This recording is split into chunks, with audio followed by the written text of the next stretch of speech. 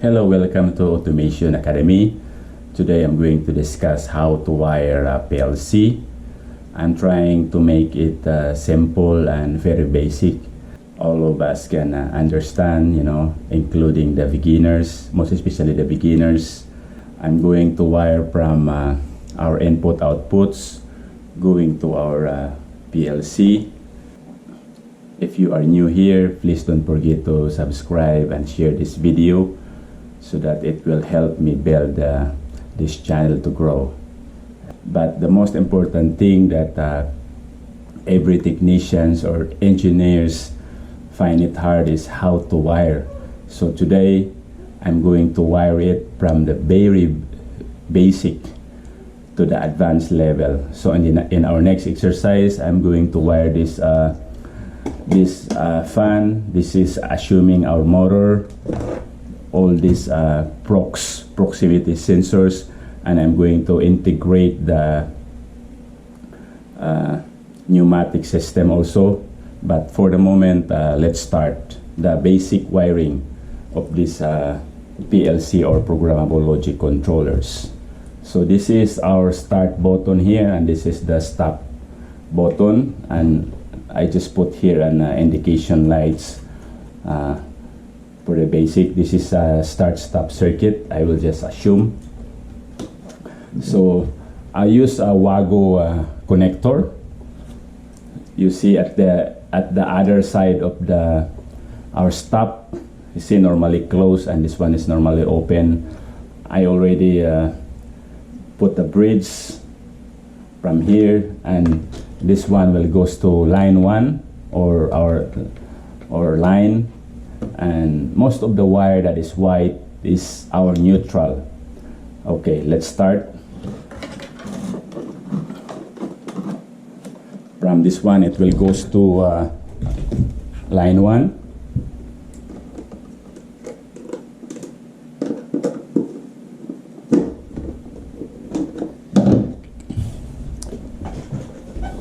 After that, it's there is a bridge here to split. So this is for our stop.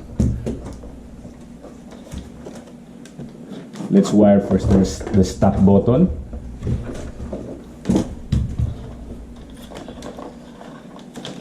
So the stop button is I put this in the field device of this input card here, input 0, and I put the start in input 5 because it says here 1 3 5.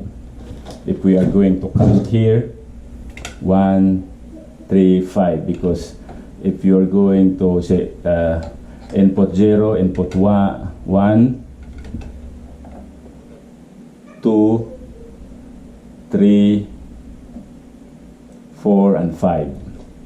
So this is for the input. The stop button is in input 0. So here, the stop button, I just use this WAGO connector to make it easy, fast. So I already connected. And for the start button, here, connect here. Okay. So now from line 1. Other side, okay, I will make sure. From line 1, other side, I just put a bridge to supply this start and stop. And on the other side of the start and stop button, it goes to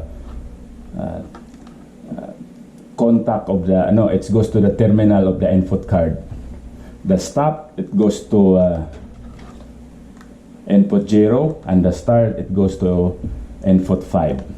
And to complete the circuit, if we are going to see here, say here AC common. So this for this one we have one AC common, so I'll just bridge it or jump together so that I have one common or neutral. Then after that, this one, it will goes to line 2 or neutral. It goes here.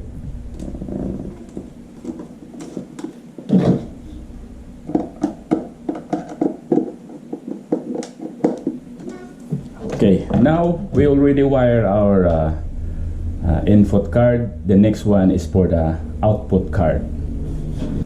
Since this one is a line 1, see, the good thing about WAGO connector is you can connect you know, from line 1. I will put here, this is for the output card.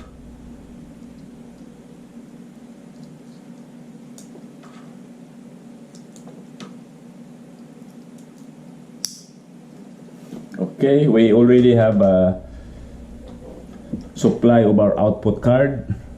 If you look here, we have a jumper from BEC to, I will remove this one. Okay.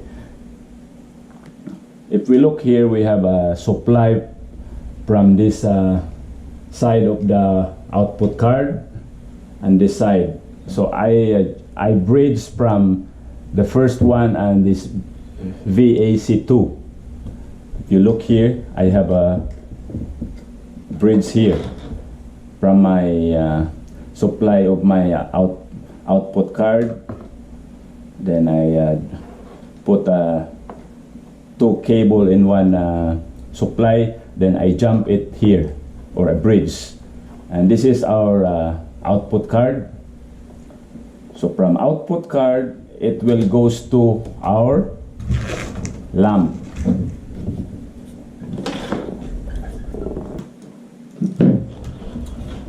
From our output card, it goes to our lamp here. And on the other side of the lamp, it goes to this one, it goes to line 2.